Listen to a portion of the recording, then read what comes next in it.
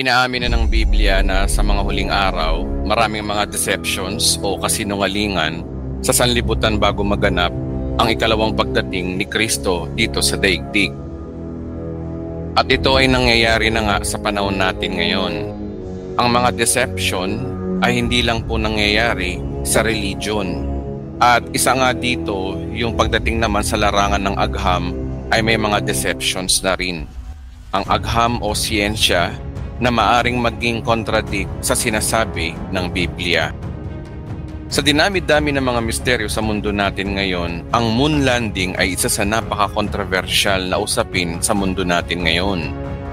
Ang istoryang ito ay bahagi ng kasaysayan ay tila parang hindi ka panipaniwala ngayong age of information technology. Hindi ka panipaniwala ayon sa modernong netizens ngayong 2025.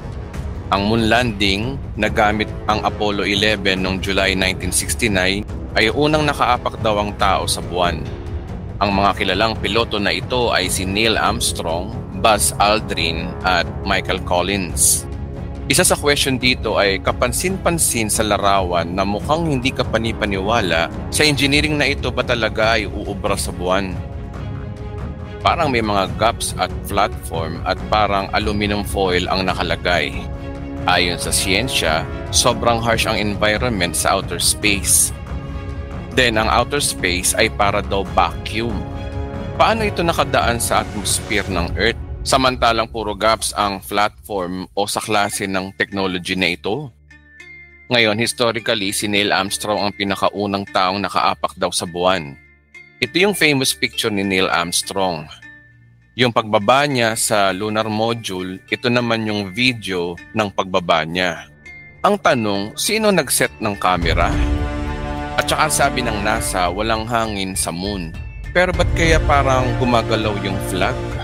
Parang hinahangin. Isa pa nakakapagtaka, ito yung teleponong gamit ni President Nixon, ang presidente ng Amerika, upang kausapin sila Neil Armstrong sa buwan. Sa moderno nating panahon, gaano ba kalakas ang signal ng telepono noong 1969 kumpara ngayon 2025? Tapos may video ang pag-alis nila sa buwan. Ang tanong, sino naiwan para mag-video nung pag-alis nila? Yan ang ilang mga bagay na questionable ayon sa mga netizens ngayong 2025. Isa sa nakakapagtaka, nung in-interview sila pagkatapos manggaling sa buwan, bakit parang malungkot sila? Di ba dapat masaya sila at excited sa pagkwento kasi nakarating sila sa buwan? At sa panahon natin ngayon, sa panahon ng napakamoderno ng ating teknolohiya, kumpara noong 1969, bakit tila kaya wala tayong balita na nakabalik sila sa buwan? Bakit hindi na sila nakabalik ulit? Yan din ang common na tanong ng mga taong nabubuhay ngayon 2025. Bakit hindi pa tayo nakakabalik ulit? Mas high-tech na nga ngayon kaysa sa panahon ng dati. Ngayon, panoorin po natin ito. Go to the moon in a nanosecond. The problem is we don't have the technology to do that anymore. We used to, but we destroyed that technology and it's a painful process to build it back again. So yung technology na ginagamit nila papuntang buwan ay wala na raw. Sinira daw nila at napakahirap na raw gawin ulit.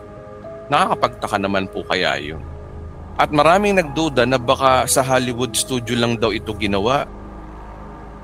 Halimbawa ang mga bidyong ito, bakit ganito yung nangyayari sa astronaut? Ganito ba talaga ang mangyayari sa paglalakad mo sa outer space, sa ibabaw ng buwan? O di kaya ito ay bunga na ang astronaut ay nakasabit lang sa cable dahil ito ay shooting mismo sa isang movie stage? Sa videong ito, naglilik yung mga cable sa taas, pagpapakita na mukhang nakatali yung astronaut, na nagpapatunay na mukhang sa Hollywood studio lang ito ginawa. At isa pa nga dito yung dalawang astronaut ay inaayos yung bandera ng Amerika. Pero ang tanong, sino yung kumukuha ng camera? So idea lang po yun. Well, duda lang naman ng karamihan yun. Nasa inyo pa rin kung paniniwalaan nyo ito o hindi. Isa pa nakakaalarma na mukhang hoax ang moon landing noong 1969 ay yung sinasabi mismo ng isa sa mga director ng Apollo 13 na si Stanley Kubrick. Panoorin po natin. I perpetrated a huge fraud, which I am now about to detail. Okay. Involving the United States government and NASA. All right. And I'm sure you've heard the rumors. The moon landing hoax? That's right. That the moon landing was fake. The moon landings all were fake. And I was the person who filmed it. You're serious and okay. I'm serious. I'm dead serious. The conspiracy theorists were right on this occasion. So inaamin ng isang director na hoax daw yung moon landing dahil siya daw mismo ang kumuha o nag-film mismo nito. Kuha lang ito hindi sa buwan kundi sa isang studio lang kaya sinabi niyang film. Well, meron pang mas importante na tao na inamin na ang moon landing ay hindi totoo. Ayon mismo sa isa sa mga 3 piloto. At ito nga si Buzz Aldrin mismo. Siya lang natitirang buhay ngayon na isa sa Apollo 11 crew. Siya ngayon ay 95 years old na. Pakinggan natin mismo yung sinabi ni Buzz Aldrin, isa sa 3 nakatungtong mismo daw sa buwan. Why has nobody been to the moon in such a long time? That's not an 8-year-old's question. That's my question. I want to know, but I think I know. Because we didn't go there. We did go there. And that's the way it happened. Scariest moment of the journey? Scariest. It didn't happen.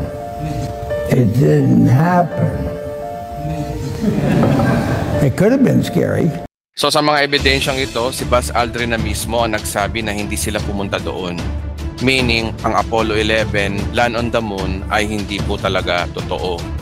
Kung piniki nila ang the man's greatest achievement, which is yung moon landing, ano pa ang piniki nila at pwedeng pekiin pa?